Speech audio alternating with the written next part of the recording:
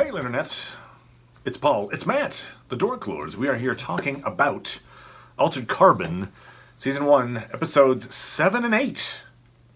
Nora Inu, which I believe translates to Stray Dog, I was told. And Clash by Night. Okay, so, Episode 7. I don't know if this is really necessarily a parallel, but it's interesting that as I was watching it, it's a flashback. It's an extended flashback. Yes. So it's kind of like flashbacks. It's like, hey, we're not in the present day storyline. We're showing you some background. It reminded me of episode 7 of Stranger Things season 2, where it was like, I mean, that was not a let's go back in time and see the background. It was a let's go to Chicago. Yes. But it was like a departure from the main story Yes. for an episode, and it happens to be in the exact same episode. Yes. So it's just interesting. Anyway, but so we learned a whole lot of information. Yes. About the backstory. Yes. To Kovac and his sister. Yes. And also, the little group there. The envoys, the love of his life. who are no longer a thing. Yeah. As far as we know. The envoys. No, I mean, what's her name? Yeah, Falconer. Falconer. Learn a lot about her. I guess falcons don't go caca. Caca, caca. Oh, it's a crow. Oh, The bird okay. watchers in our Oops. audience are now turning off. Sorry, that was Poe, not Falconer. Interesting. Okay, anyway. All right, so what we've got is, first, little kids, little Talk and Ray Yep. have abusive daddy. We knew Yes. that already. Except abusive daddy killed their mom. Yes. And Threw her into a coolant pool. Yeah. And dissolved her body. Yeah. And I guess got away with it. I mean, like, seemed Yes. like Because seemed like everyone would be doing that. The boy said the but- father didn't, that they didn't believe the kid. Right. There were. The claim was that she had run off Yes. the wife, that Yeah. he hadn't actually killed her. Anyway, the kids know. Oh yeah, Dad killed Mom. Yeah. He's being abusive to Ray, Yep. and little kid Talk Those shoots the are stack. out there, yeah. So interesting that adult Kovac is now kind of investigating a murder potentially of like a family member. I don't know. It's kind of interesting that the patriarch of the Bancroft family may have been murdered by his son. I mean, he wasn't, but Right. that's a possibility. Right. And it's just like he did that. He actually was the guy who went boop and shot his dad. Yeah, it doesn't seem to be a theme that he's, resonates wrestling with him with. at all. Yeah. It's not like, this reminds me of me killing my father. I have to take a moment. Okay, I'm good. So the kids are split up, and little kid Talk is, I guess, gonna get thrown in jail for killing the dad. It's like the SeaTac guys, the Protectorate is making an offer to him. Yes. Like, hey, you're like a young psychopath killer. That's cool. We could use you. And if you help us, if you agree to join our program, we'll make sure your sister's looked after, but you can't ever talk to her again, but she'll be looked after, and you get to go do cool things on other worlds. Yeah, I feel like the only punishment we've ever heard about is we take your stack and put it on ice for a little while. Like, the punishment is you wake up much later. Right. Right? Because that's the only punishment we've heard. Now, one thing I've forgotten about when we watched it is he already had a different body at this point. In what way? What do you He's mean? like telling him, like, am I going to get my body back? No, forget it. You're talking about the little kid. Yeah. Ah. So it's like, no, we get your stack and put it to somebody else's body. So he got. Well, they cloned him and adultified his body. Is that what happened? I think that's what Later they on, did he gets later his on. actual body He gets back. his actual adult Yes. body. But I see what you mean. Yeah, in the interim, he's somebody else. He's a different he's some sleeve. other kid.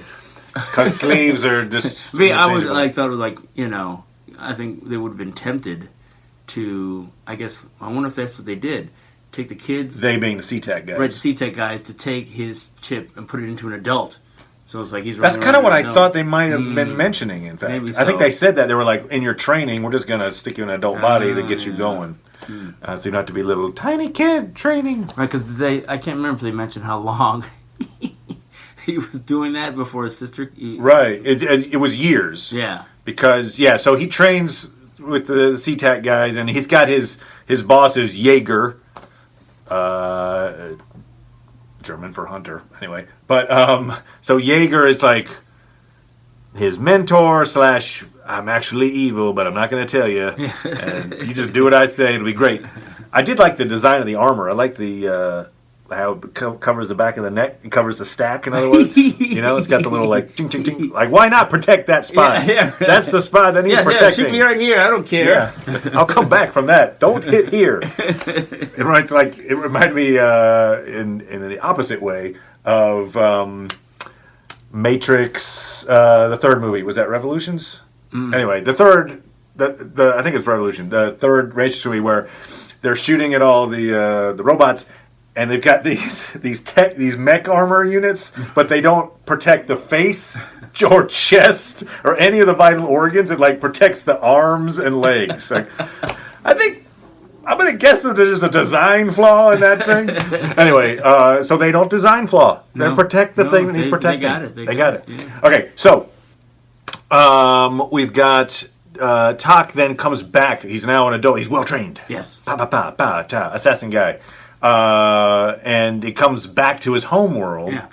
And they give him his old body. Yep.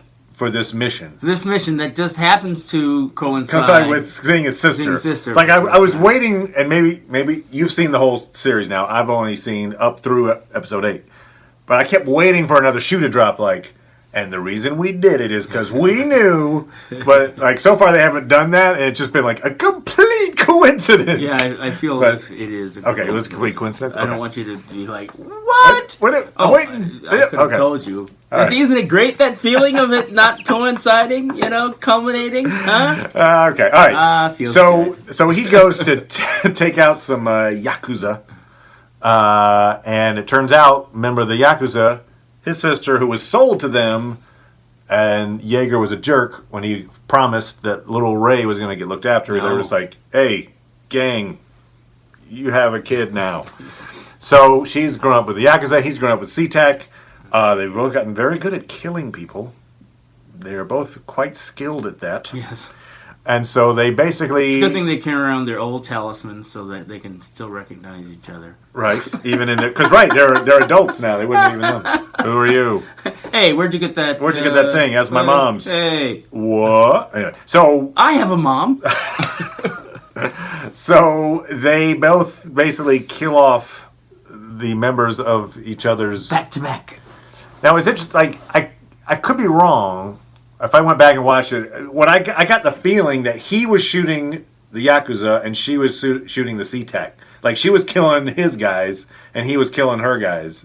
And it was just like, yeah, well, that way we'll both defend each other while killing off the others. I feel groups, like... But maybe not. I felt like he might have shot a SeaTac at some point. I think he was shooting his own. Okay. That's what I felt like. Like, what? What are you doing? Okay. It's not like, why are you shooting her, people? While You've shot too many of the opposition. Yeah. Because we find out that's how they actually SeaTac, they get bonuses depending on how many people they kill. Oh, yeah. Like, you get extra.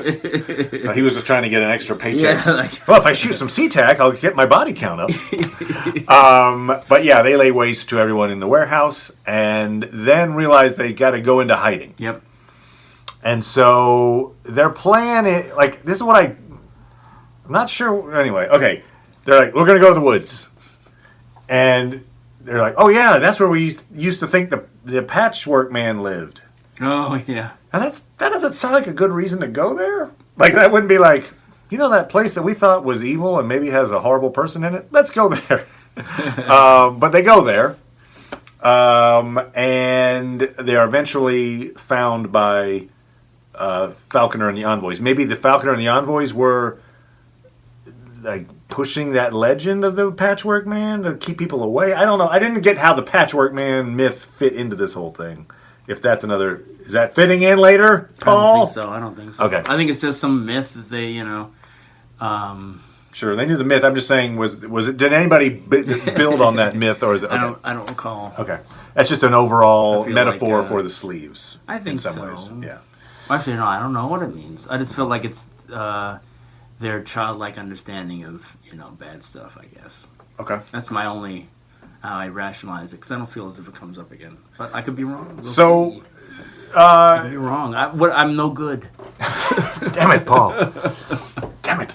Amnesiac viewing. So there is, in that moment when they're before they get captured by the envoys and Falconer, and they're in the woods, they have a somewhat wince-worthy conversation. Like, it's maybe the weakest dialogue I've seen so far in my 8 episodes. Is the two of them talking where hours after having gone into the woods, Ray is suddenly like, why are we doing this? And then it's like, well, we're in the woods now. And then they're mad at each other, like, you did this, and you left me, and you did the blah, blah, blah. And then they start laughing. Yeah. Because she talks about how she killed everybody they know. And they're like, oh, us. And it just feels wrong. It feels like it was written that way, but not something people would actually do or say. Anyway, so just, whatever. It's a fairly short scene, and it moves on. And it's pretty. I like the woods and the forest, and the scenery is really cool. And I wonder if the fact that they actually didn't have a lot of time to develop that storyline is why it's so, the storyline of the past there, because it feels so radically different than the rest of the show, because since it's an urban show. True. I think that's a deliberate choice to say, like, all right, this is going to be our kind of like we're monks, right? We're going out to the sanctuary, right, and we're going to do training montage, and we're going to become monks, right? And so it felt awkward and. Because then you get all the training tropes that you've seen in so many movies, where take me on and we'll fight, and here's and then the guy who has to DeSoto, like, I hate you, I don't like you at all, and then they go out into battle. He proves that Takashi proves that he's a good soldier, so then they ask to well, I don't need you. But take my drink. Yeah, take my drink. Now we're buds. Now, since you don't need me, you're getting drunk. Now you owe me. Who knows what he's thinking? But. You weren't a fan, apparently, of DeSoto. That's what I'm getting at. The actor was fine. Yeah. I just felt it felt contrived. Their whole, I hate you, but now I like you. It's like, because they barely had enough, I guess, to give him a personality. Like, what's his deal? Well, he doesn't like Takashi, and you need somebody to question Falconer for what she's doing or whatever. Okay. For people who didn't necessarily like that character, they didn't have long to not like him. That's true. So there's that. Yeah. I'm jumping ahead there, but what the hell? We'll just jump to that. Who cares? This was actually a revelatory, like, just a big world building moment. Again, it kind of reminds me a little bit of the Dollhouse. I know it's not your favorite series. It's not mine either, but in the Dollhouse, they had this big plot point, which was at some point in the story of that show, there's a phone call, and people who answer it have their brains scrambled one way, and the other people who don't answer it are basically the enemy, and they fight each other, and it becomes like it's a way to, like, have people kill each other without having to send an army. It's like, we'll just brain fry a bunch of folks, and this is kind of what happens here, where they brain fry all the envoys to kill each other with something called Rawlings. It's like a Rawlings virus or something, and so it's like, drop it down, and it makes the people crazy. And it works very well. Yes, it does. It pretty much wipes everybody out, except for our 3 heroes. Well, I don't say heroes. Our 3 main characters, Falconer, Ray, and Kovacs, Takeshi, who are away from camp at the time. Tak is consummating his relationship with Falconer. Ray is having none of it. But she doesn't. She's not back at camp, right? Mysteriously so. Yes. And the rest of the camp goes nuts and shoots themselves. And in fact, DeSoto's like, he shot out his own eye, and then he's still alive, and he's like, I'm crazy. And anyway, so it wasn't a good thing for them. No. And what's interesting then is, after that, SeaTac sends in a giant army. Like, good Lord, it was overkill and a half. But they do it, and that's what we've seen a lot of these scenes. So the training montage scenes and the ash covering the area and stuff was stuff that we had seen glimpses of in previous episodes. Yeah. So, for instance, the bit where Falconer's saying, like, you need to get a pack. You need capable locals Yeah. who might be expendable, but they're really necessary. And, that you are the weapon. Yeah. It's not your items. Oh, it's take you. what they give you or whatever. Yeah, and then seeing that tree, and actually that tree, I don't know if it's the exact same tree, but it's at least the type of tree that Bancroft has in his house. And so that scene when... Yeah, he says that it's very hard to get, and there's not many more of them. Yeah. Yeah, and so that's an interesting moment there where Kovac is looking at the tree in the beginning, and now we see why he reflects on it, perhaps, as well as he does, because it's like, oh yeah, I used to know that it represents the death of everybody I loved and cared for. Yay, thanks for that tree.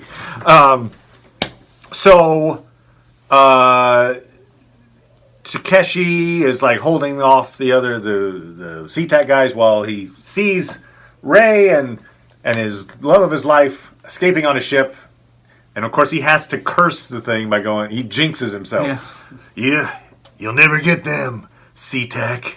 They gotta. Oh, and the ship explodes in front of him, and he assumes, justifiably, that they're dead. Yeah. Here's one thing I didn't know. So we later find out that it was Ray. Yep. Ray's pretty much done everything evil in the show. Yes. So, she has a device. So she tries to stab Falconer on the ship. Yes. Falconer blocks her. And then she's got a device. Now, I thought that it looked like lasers came down and like crisscrossed through the ship and blew it up. Did she explode the ship from the inside, or did she summon lasers to blow up the ship? Like, I didn't know what this was, what the device was that she was holding. It was something that triggered the explosion. I assume that it was her way of initiating whatever terrible thing she wanted to. So you think like a satellite platform blew them up, but she like triggered it? I think her was separate from that. If I'm right. Okay.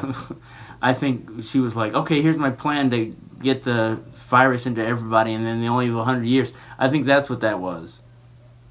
Well, okay. Well, I'm talking about Ray. She's holding a device. Ray.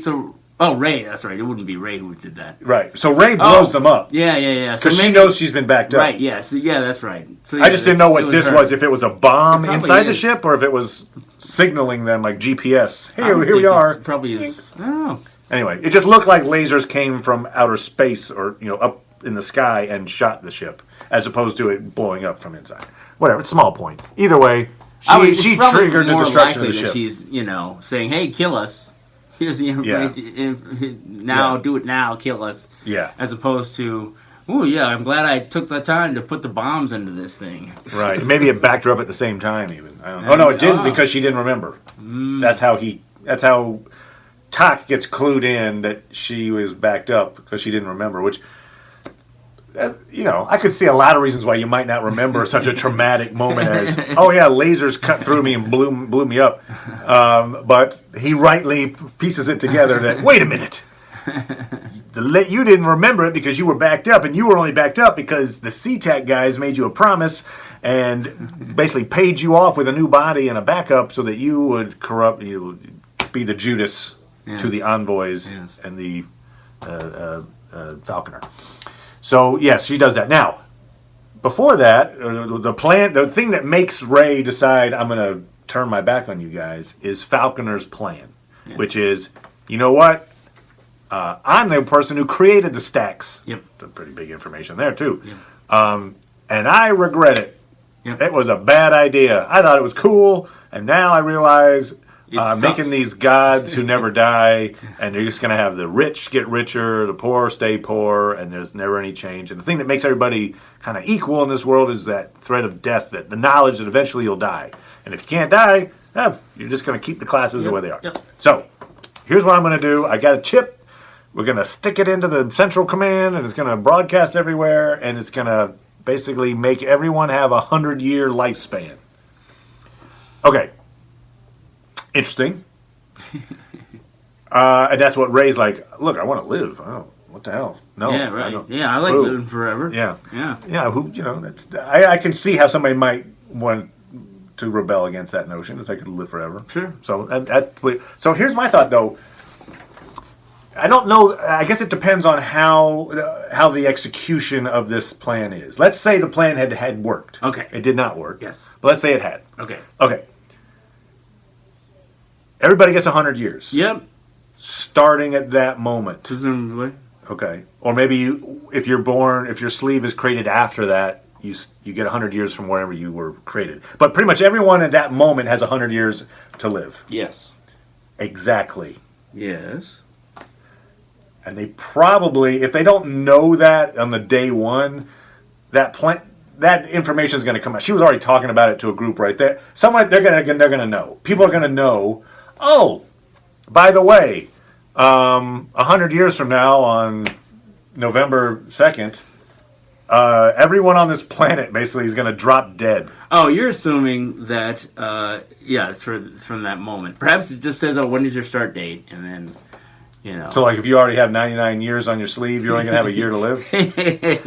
Well, that'd be fair. It would be fair. It would be fair. But, or it could just say, tack it on 100 years to what you've got. That's what I was thinking. Start to tax on 100 years, but so that's two. But it could be start 100 years from your start tab. Okay. So that's one issue resolved. At one point of the year. But I have two issues. One would be that if everyone got 100 years, you'd have this mass death happen at the same time, which would be weird. But secondly is the foreknowledge of your death. Yeah. Like we don't have that now. I mean, imagine, I think you would actually, I don't know that improves the human condition. If everybody knows they're all going to die on a certain day. I feel like you're going to have suicides, you're going to have depressed as hell people. I don't know that when they commit suicide? They get spun back up. Oh, it hasn't been your 100 years, so. No, I wanted, damn it. Would you, what? Oh, I will kill myself now because it's not worth living whatever amount of time that I know I have. It's not worth living it. Yeah, or I don't know. Would you wait until you get a week before? Now I'm going to kill myself. I got a week. I'm just saying, she's solving a problem of she thinks that humanity's kind of going away from humanity. Yes. And she's maybe creating another, maybe equal problem of now everyone knows the exact time of their death. Right. That's weird too. That makes you maybe act in unnatural ways. Yeah, I mean, I feel as if. One of the things that we haven't discussed, I don't feel at all, and it's so a weird part of the show that it seems like even if you didn't have the stacks part, if you were rich, you still the medicine is really good. Yes, it is. It's really good. Here's if you have the cash, stuff. right? Yeah. It's still okay, I've got this body, but at least I got this really smart doctor, and Right, so you're saying that the classes there'd still be this huge divide, even without the stats. I think so.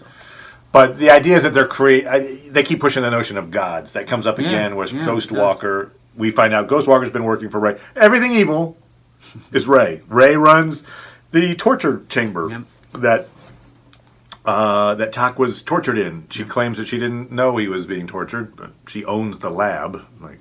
Okay, great. Thanks. And so anyway, so Ghost Walker's on her payroll, and he is a total devotee. So when he's talking about what do you believe in? He believes that Ray is a god. Yep.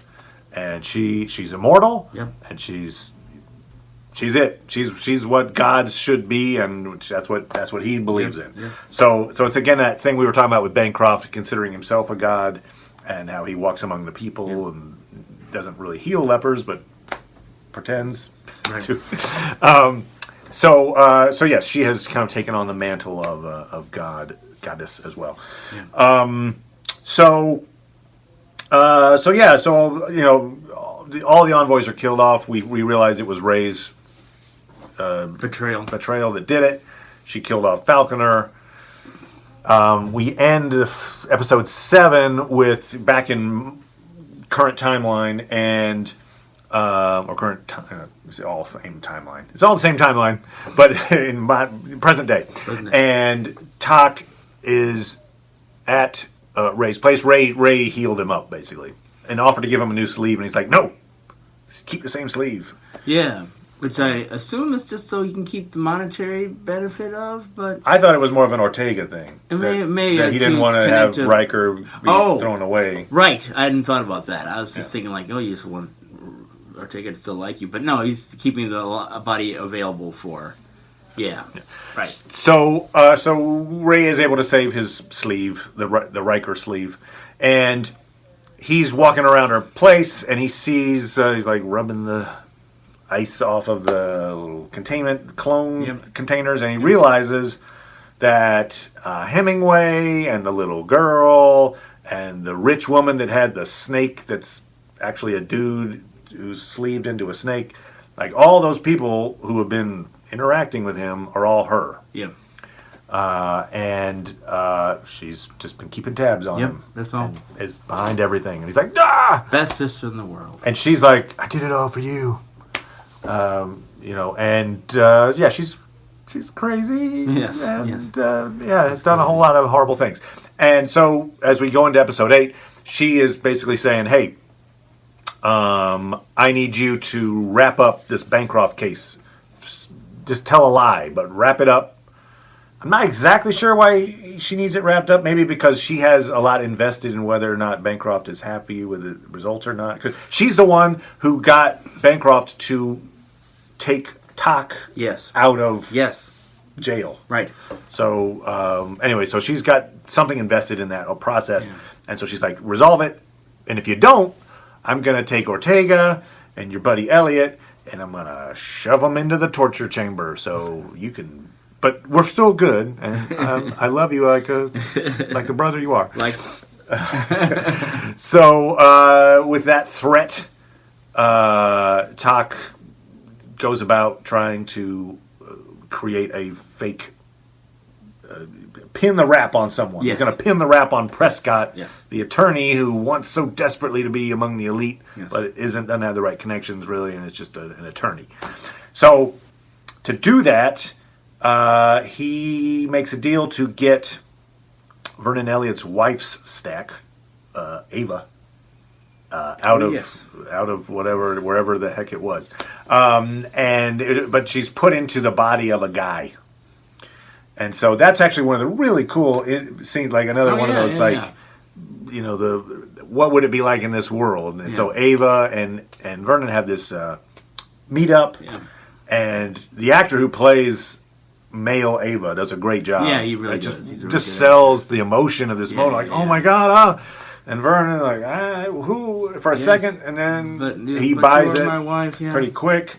And there's a great scene then when because Lizzie, the daughter, is still going through her therapy, and the therapy is now like punching, and she's getting actually good at combat. Yep. But mom / guy walks in, and she Lizzie immediately recognizes it as her mom. Yep. And they have this great reunion moment, and now that allows Dad to come in and actually be part of the situation too, because now, when he came in by himself, it was like, but now it all kind of, they become a family unit. Yep. And it's really, really cool to see, and you don't know exactly how that's all going to work out, but it doesn't matter. You don't know. It's just... It's a really, really cool scene. And it's interesting because, there's this implication that people can tell. And in fact, I think Poe even mentions, there are certain species that can tell loved ones without sight.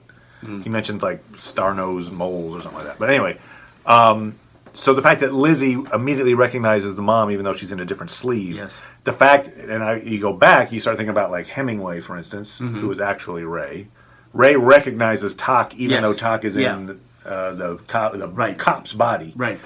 So she can tell her brother right away, but he can't tell her, and that's what I think is interesting. Like all those bodies she was in, he never was like, wait a minute, interesting, you're my sister. Yeah. So it's like maybe a weakness on his part or something. Maybe he's been trained so much to not be in the moment. I don't know. Perhaps. Or maybe he doesn't recognize her because she's so evil now. I don't know. But something about that is interesting. Sure. I wonder if it has to do with the fact that she... right, because one reason why she felt that way, because he was acting unusually. And I feel like it was at least her environment anyway, sort of like Takashi was entering into it falsely, and therefore, and it wasn't his environment, maybe it's her environment, so maybe she might have a leg up on that. Yeah. And it took a while, I think, before she recognized him. But yeah, he didn't recognize her. maybe because he wasn't being suspicious, like, of her. I see what you're saying. Like, he wouldn't have known anything about Hemingway other than, oh, it's the person. But it's just interesting. It is interesting. The show is kind of showing you that there are people that can recognize the being inside the sleeves, and he's not one of them. Right. At least as far as we've seen. So. Wow. He's supposed to be an envoy. He's supposed to be able to do stuff like that. So interesting. Perhaps just dramatically they didn't like it. Maybe. So Poe then goes. He's part of this plan. So the reason that Takashi took Ava out of storage is because she is very good at hacking. Yeah. They called her a dipper. I know that means she dips into people's systems, whatever. But we'll say she. Yeah. She is able to create false video footage that shows Bancroft going into this sex club.